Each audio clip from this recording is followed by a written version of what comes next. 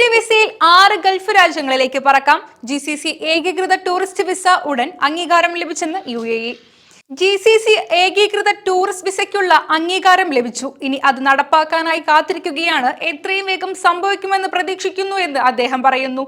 ഈ വിഷയം ഇപ്പോൾ ആഭ്യന്തര മന്ത്രാലയത്തിന്റെയും മറ്റ് ബന്ധപ്പെട്ട പങ്കാളികളുടെയും പരിഗണനയിലാണെന്നും അദ്ദേഹം കൂട്ടിച്ചേർക്കുന്നു. UAE ഹോസ്പിറ്റാലിറ്റി സമ്മർ ക്യാമ്പ് വാർത്താ സമ്മേളനത്തിനിടെയാണ് മന്ത്രി ഇക്കാര്യം വ്യക്തമാക്കിയത്.